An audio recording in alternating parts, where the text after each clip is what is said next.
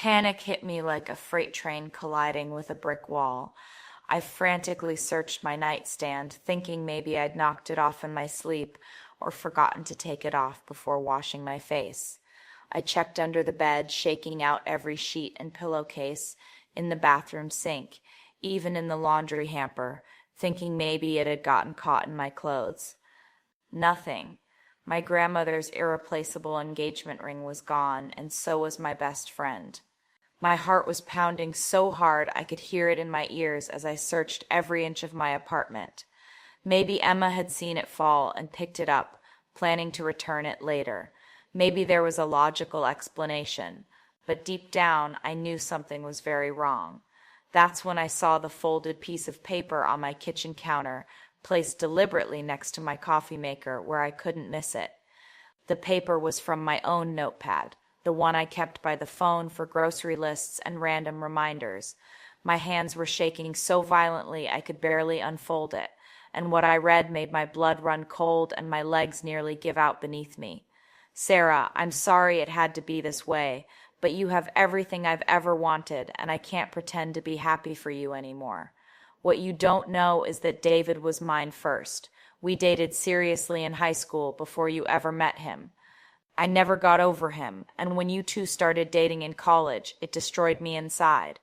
But I stayed quiet and played the supportive best friend because I was waiting for the right moment. I've been patient for years, watching him with you, knowing he settled because he thought I was out of reach.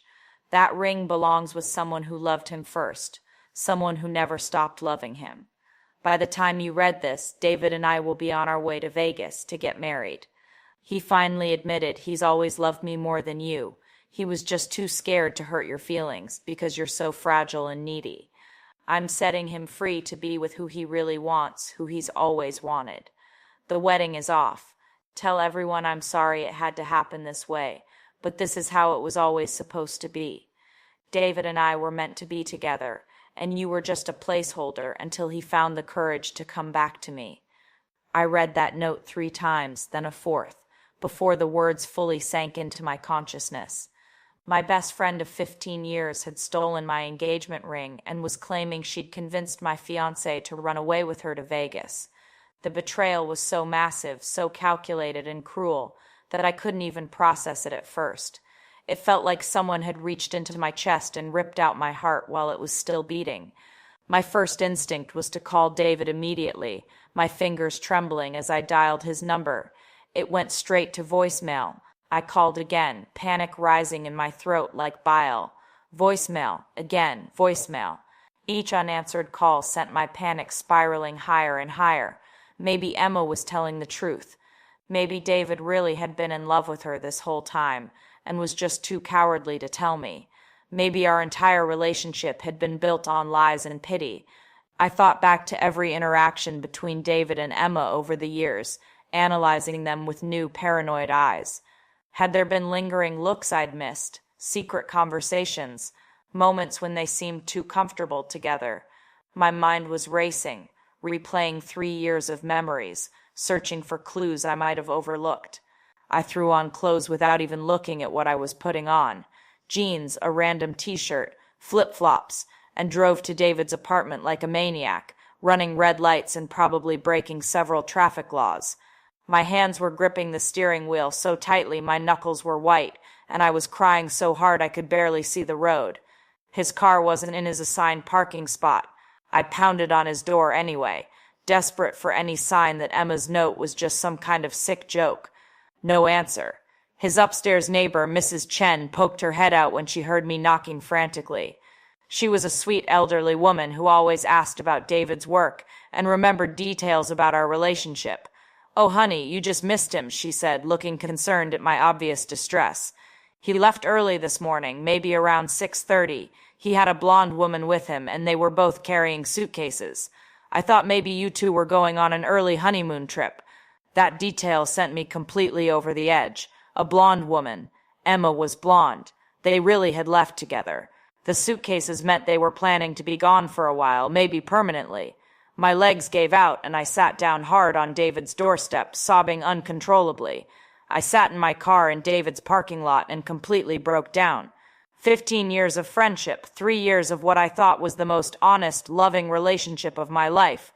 All of it had been a lie. Emma had been playing the long game, pretending to support my relationship while secretly planning to destroy it from the inside. And David, God, how could I have been so blind? Had he been thinking about her every time he kissed me, every time he said he loved me, every time we made love? The humiliation was almost worse than the heartbreak. How many people knew? How long had they been planning this? Had Emma been reporting back to David about our conversations, laughing at how naive and trusting I was? Had my entire friendship been a performance designed to keep me close while she plotted to steal my life? But here's the thing about me. I don't stay down for long. The initial shock and heartbreak quickly turned into white-hot rage, and I channeled that rage into action. If Emma wanted to play dirty, I could play dirtier. If she wanted to destroy my life, I was going to make sure she faced consequences for her actions. First, I called the police and reported the theft of my ring. I had photos of it for insurance purposes, detailed documentation of its value for our homeowner's policy, and I could prove Emma had been in my apartment that night. The officer who took my statement was a middle-aged woman named Detective Rodriguez, who said ring theft was unfortunately common, especially when it involved people the victim trusted. The hardest cases to prosecute are always the ones involving family and friends, she told me. But if you have documentation of the ring's value and can prove she had access, we can definitely pursue charges. Then I started making calls. First, I called my mom in tears, barely able to get the words out. She was horrified and immediately wanted to drive up from Florida to be with me. I called David's mom next, a sweet woman who'd always treated me like a daughter and was excited about gaining me as a daughter-in-law officially. She was so shocked she couldn't even speak at first. That's impossible, she finally said. David talks about you constantly. Just yesterday he was telling me how excited he is to spend the rest of his life with you. There must be some mistake. I called my wedding planner, the venue coordinator, the caterer, the photographer, the DJ. Basically everyone who needed to know the wedding was potentially off. Each call was more humiliating than the last, having to explain that my best friend had apparently stolen my fiancé and my ring 3 days before the ceremony. But I didn't stop there. I was determined to expose Emma for who she really was. I called her mom, her sister, her coworkers at the marketing firm where she worked, her college friends, her gym buddies, anyone whose number I had in my phone. I wanted everyone in her life to know exactly what kind of person she really was. Emma's mom, Mrs. Davidson, was completely horrified. That's impossible, she kept saying, her voice getting higher with each repetition. Emma would never do something like that. There must be some mistake. She loves you like a sister. But when I read her the note verbatim, word for word, Mrs. Davidson went completely quiet. I could hear her breathing heavily on the other end of the line. Then she said something that chilled me to the bone and made everything make terrible sense. Oh my God, she still has that box of photos from high school in her bedroom closet. Photos of her and David from when they dated. I always thought it was strange that she kept them after all these years, especially once you two got together. I asked her about it once and she got so angry, told me to mind my own business. I should have known something wasn't right. Emma's sister Jessica was even more helpful and forthcoming with information. Sarah, I'm so sorry. Emma has always been jealous of you, but I never thought she'd go this far. She used to complain constantly about how perfect your life was, how unfair it was that you got everything she wanted without even trying. She'd say things like, Sarah doesn't even appreciate how good she has it, and some people just get handed everything on a silver platter. Jessica paused, and I could hear her thinking. Last month she was asking me weird questions about David, like if I thought he ever missed his high school girlfriend, if I thought he settled for you because he couldn't have who he really wanted. It didn't make sense at the time, but now it's all clicking into place. Oh God, Sarah, I think she's been planning this for a long time. The more people I talked to, the more I realized Emma's obsession ran deeper and darker than I'd ever imagined. Several mutual friends admitted they'd noticed her making strange comments about my relationship over the years, little digs disguised as jokes, questions about whether David and I were really happy, suggestions that maybe we were too different to last. My college friend Monica said, I always thought Emma was a little weird about your relationship with David, like she'd ask really specific questions about your sex life and whether you two ever fought. When you weren't around, She'd make comments about how David seemed restless or bored, like she was planting seeds of doubt.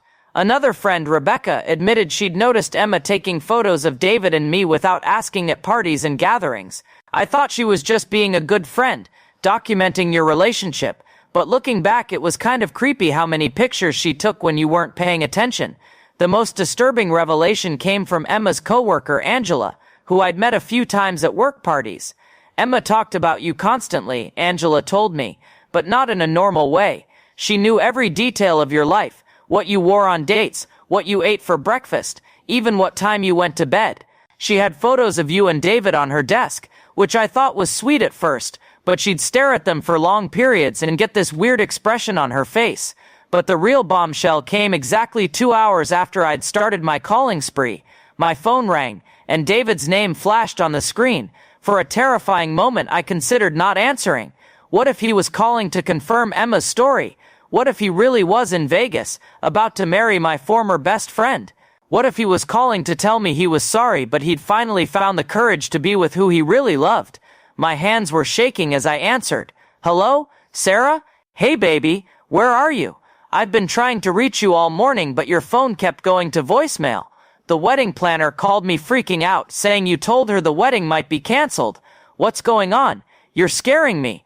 The relief that flooded through me was so intense and overwhelming I nearly passed out.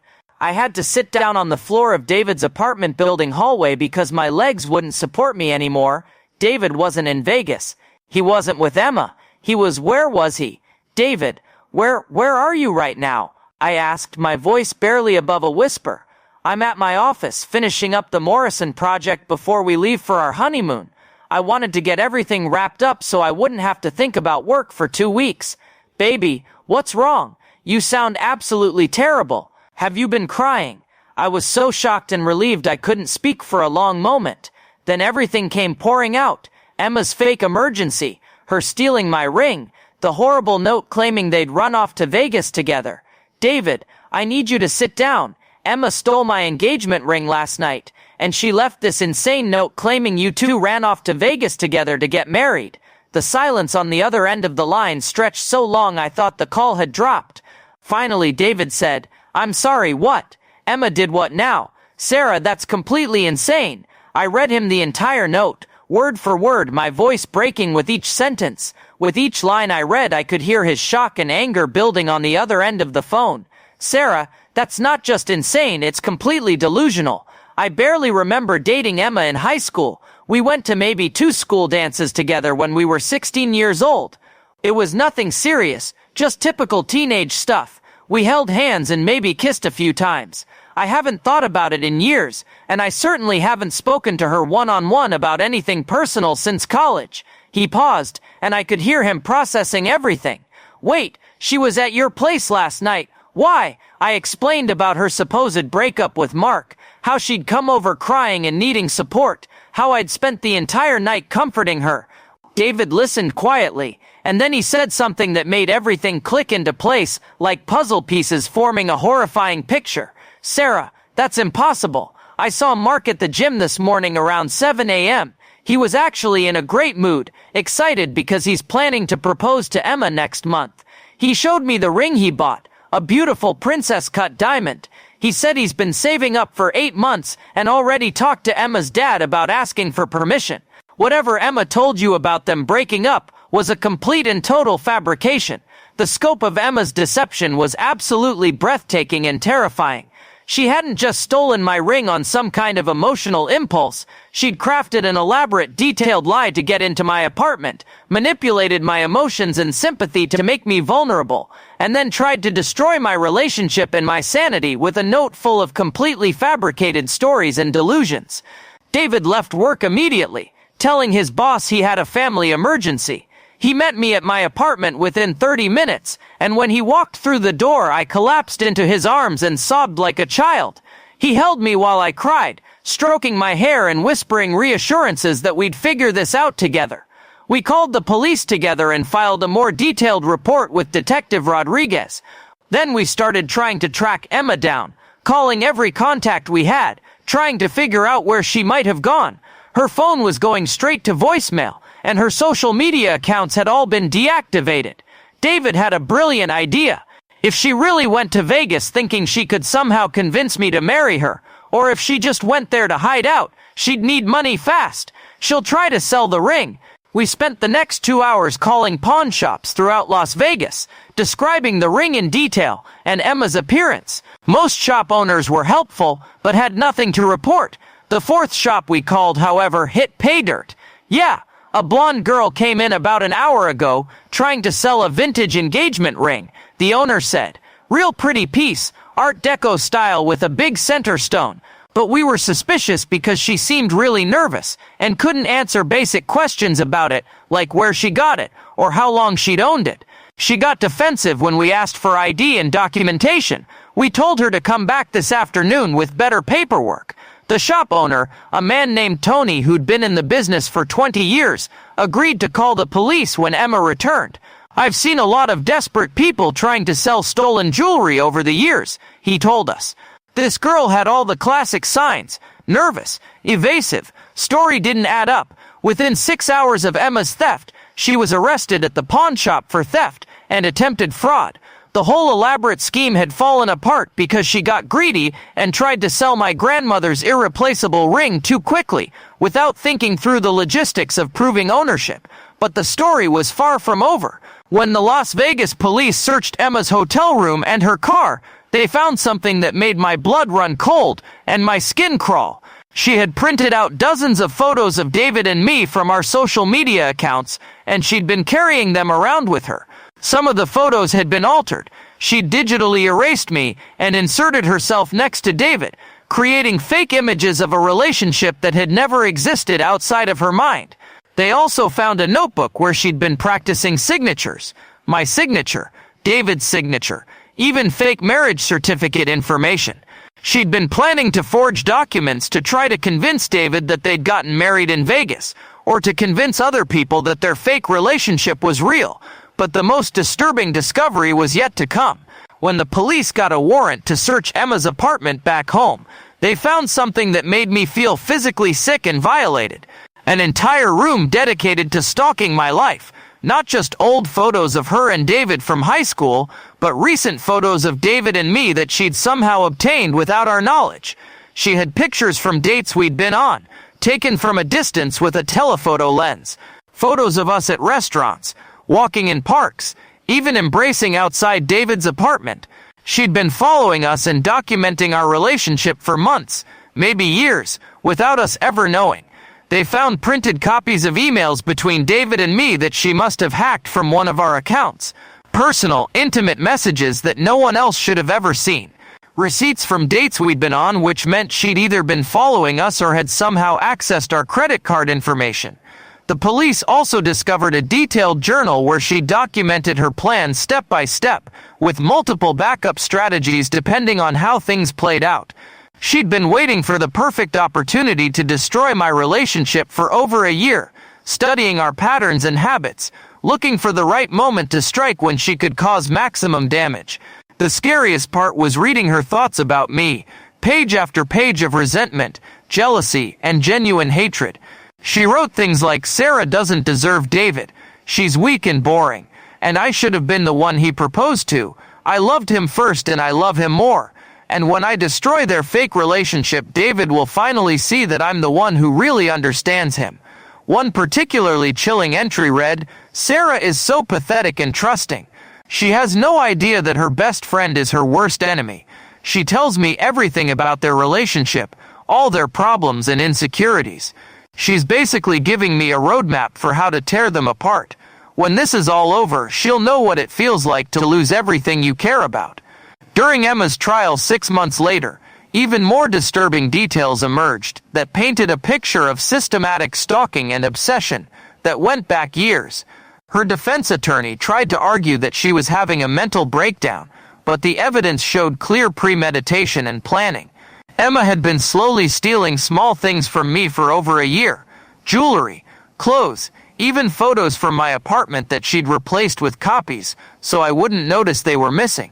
Her sister Jessica testified that Emma's bedroom looked like a shrine to my life, with pictures of David and me on her dresser and clothes identical to mine hanging in her closet. She started dressing exactly like Sarah about 2 years ago, Jessica told the court. Same hairstyle, same makeup, even the same perfume. When I asked her about it, she said she was just trying out a new look, but it was creepy how much she'd changed herself to look like Sarah. The prosecutor presented evidence that Emma had been catfishing David online, creating fake social media profiles to try to reconnect with him and gauge his interest in rekindling their high school relationship. When those attempts failed because David didn't even remember her well enough to engage, she'd escalated to more extreme measures. The judge was visibly appalled by the scope of Emma's deception and stalking. She sentenced Emma to 18 months in prison for theft, fraud, stalking, and harassment, plus 3 years of probation and mandatory psychiatric treatment. The judge specifically noted that the calculated nature of the crime and the violation of trust made it particularly serious. At her sentencing, Emma tried to make one last desperate plea to me, turning around in her orange jumpsuit to address me directly in the courtroom. Sarah, you have to understand, I loved him first. I've loved him for 15 years, through high school and college, and every day since. You just swooped in freshman year and took him away from me when I wasn't looking. I would have made him happier than you ever could. I know him better than you do. I've studied him. I've watched him. I know what he really wants. I looked at this woman who I'd considered my best friend, my sister, who I'd trusted with my deepest secrets and vulnerabilities, who I'd comforted through every crisis in her adult life, and I felt nothing but pity mixed with disgust. She'd wasted 15 years of her life obsessing over a teenage crush that had lasted maybe 6 weeks, instead of building real relationships and finding genuine happiness. David and I went ahead with our wedding as planned, just 2 weeks later than originally scheduled.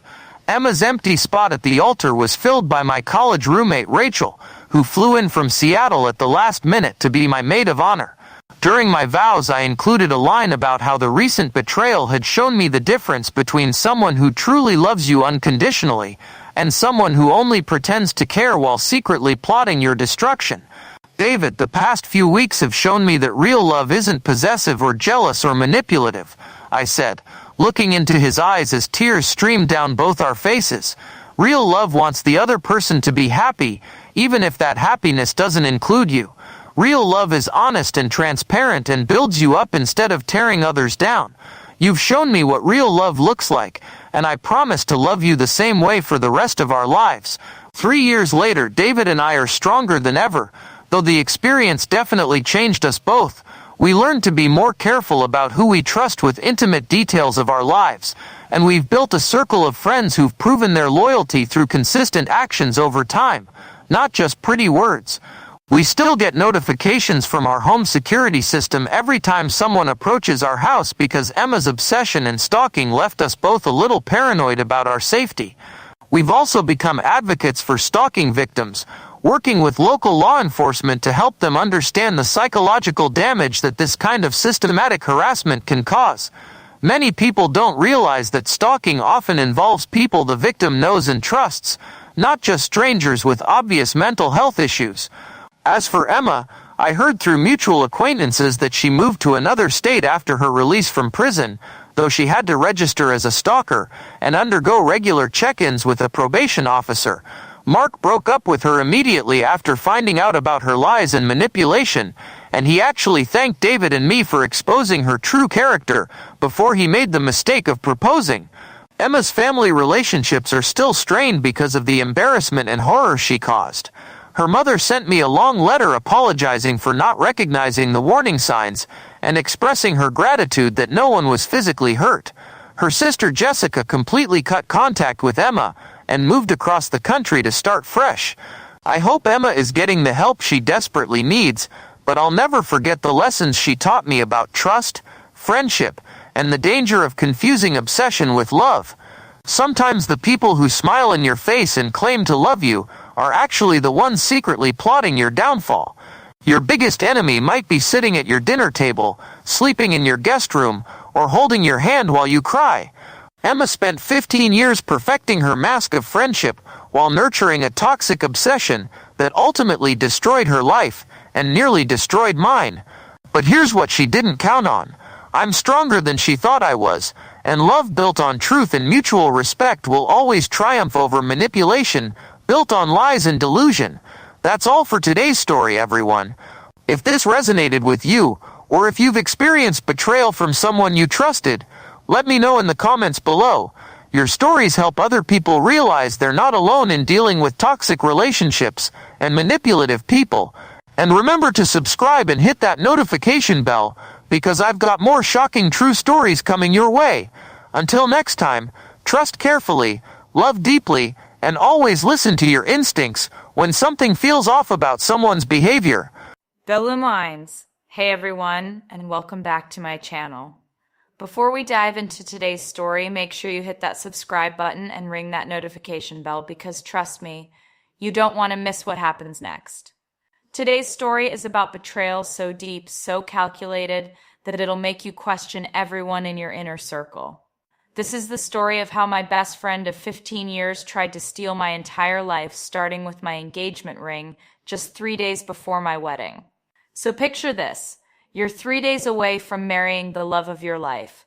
Your dress is hanging in the closet, a stunning white silk gown that took 6 months to alter to perfection. The flowers are ordered, white roses and baby's breath, simple but elegant.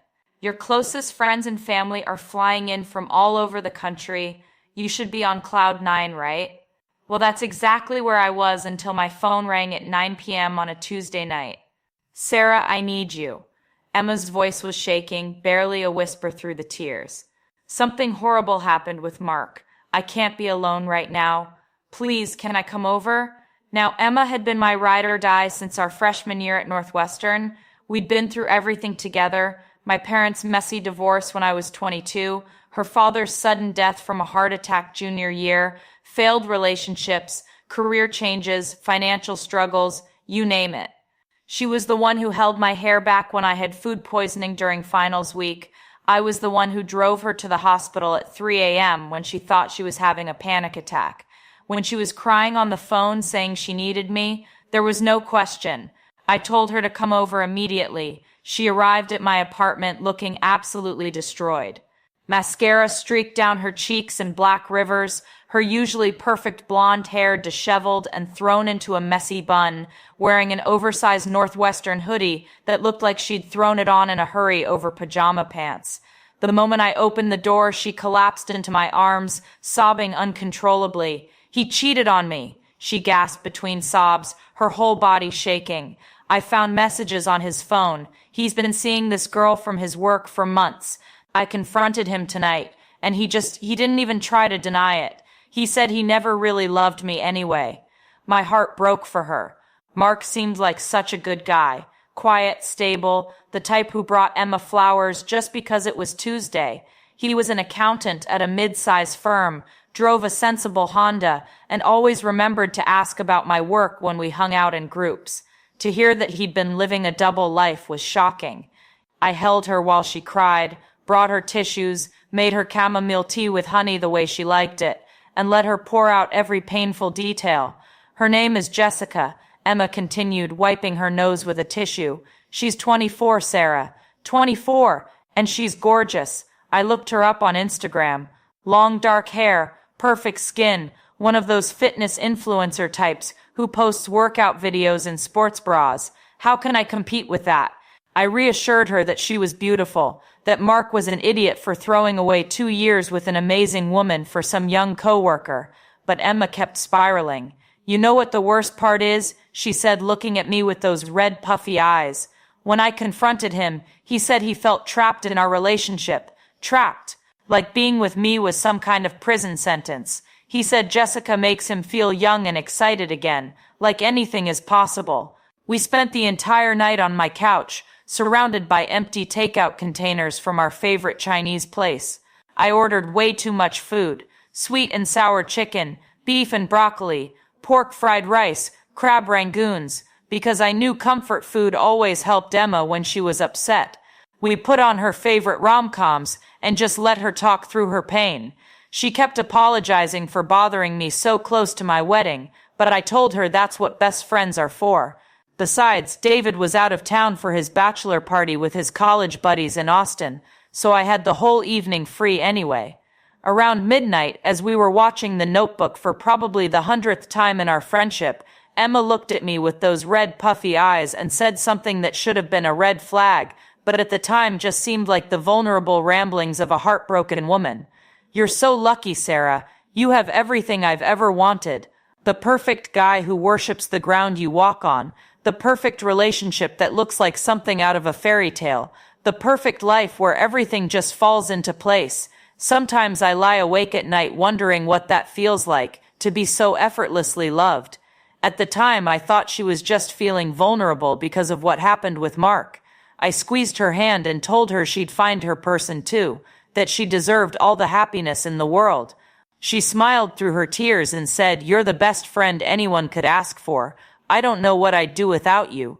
You're literally the only person in my life who actually cares about me."